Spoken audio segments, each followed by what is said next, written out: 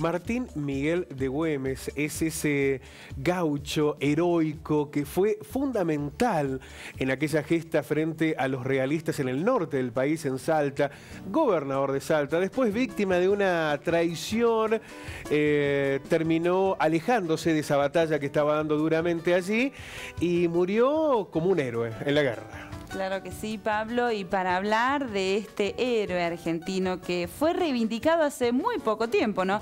200 años después de su lucha, lo reconocemos, bueno, tiene su fecha patria, ha costado mucho reivindicar su figura y para hablar de él estamos con un especialista de la historia argentina, es el profesor Eduardo Hurtado, que nos va a contar cuál fue la importancia del gaucho Güemes en la historia argentina. ¿Cómo le va, profesor? Buenas tardes. Buenas tardes, muchas gracias. Me pones en un aprieto, no sé, una especialista, no, simplemente. Una consulta, profesor, previamente.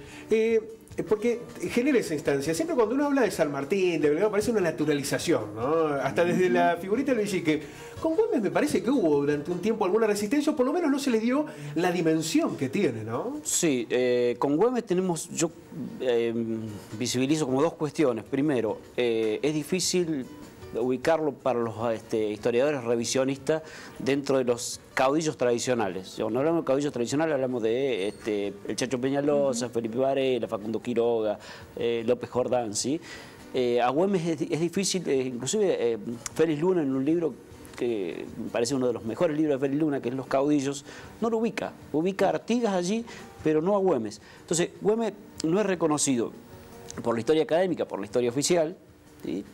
Precisamente o en todo caso lo coloca como un apéndice de San Martín, o de Belgrano y después de San Martín, y por la historia revisionista tampoco, porque no lo considera un caudillo típico de las montoneras federales.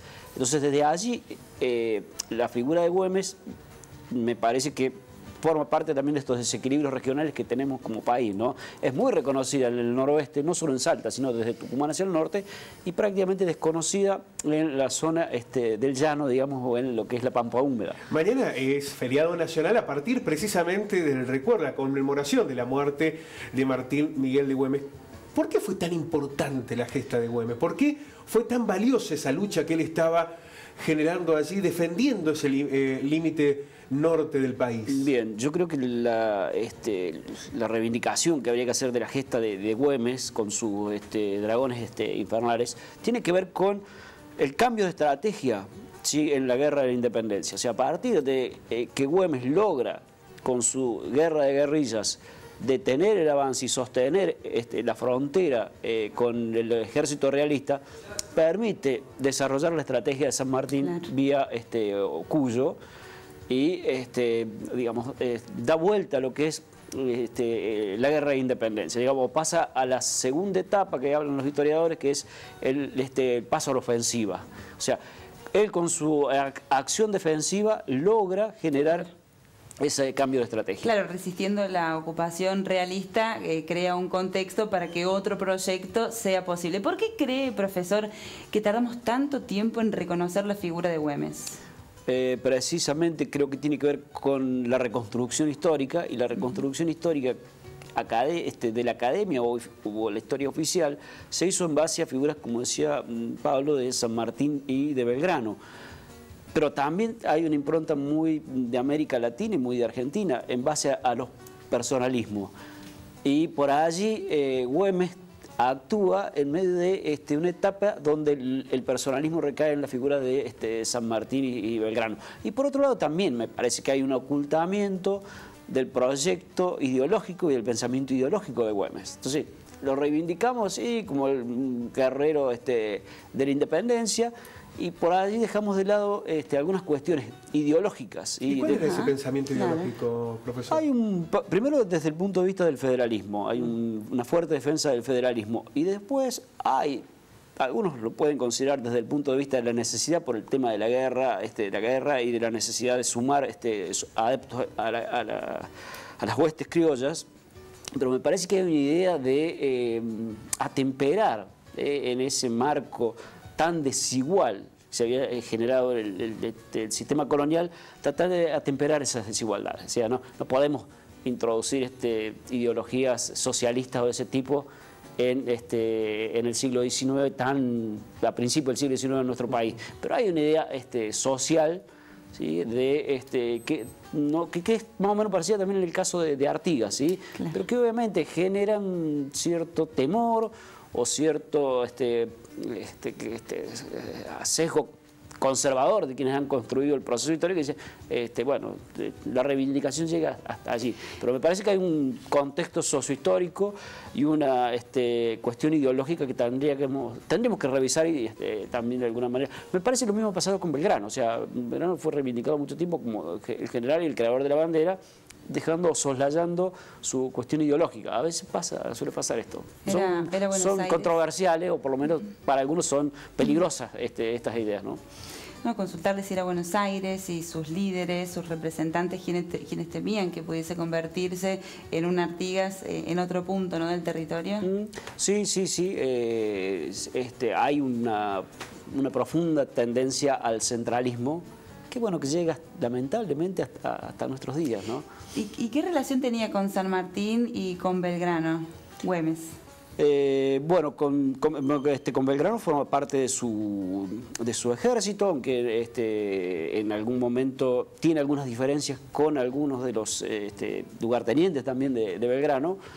Tal es así que en algún momento se aleja y vuelve a Buenos Aires. Allí se pone en contacto con San Martín, y San Martín descubre en él un estratega interesante y obviamente una figura ideal para defender la zona del norte de nuestro país, o sea, hacer la guerra de guerrilla. Así que con San Martín tiene una muy buena relación. Además, de alguna manera San Martín le da el lugar que desde el directorio de Buenos Aires no le daban. ¿Sí? O sea, San Martín es como que le reconoce y defiende el posicionamiento de Güemes. ¿Cómo fueron esos últimos tiempos de Güemes, la traición, el morir en esa instancia de guerra, casi en la soledad? Bien, porque ahí pasamos a la otra parte que tiene relación con esto que decíamos del cambio de estrategia. Mientras la guerra se va desarrollando en Chile y va pasando San Martín rumbo al Alto Perú, o hacia la zona de Lima, el oeste, o sea, nuestro norte todavía sigue conflictuado. Pensá que Bolivia es el último país que se independiza, con lo cual la guerra allí siguió por mucho tiempo más. Güemes sostiene la guerra, pero evidentemente también en esa guerra hay algunas cuestiones vinculadas a los intereses de las clases altas salteñas. Él pertenecía a esa aristocracia salteña, pero evidentemente la guerra estaba generando gastos, estaba generando problemas económicos, y ahí comienza un poco a generarse esta suerte de traición que termina con la muerte de Güemes. Como que la aristocracia en algún momento termina abandonándolo. Y también comienzan las luchas civiles internas por el tema del poder, la lucha de poder. ¿Cuánto duró esa guerra, esa resistencia de Güemes allí en Salta?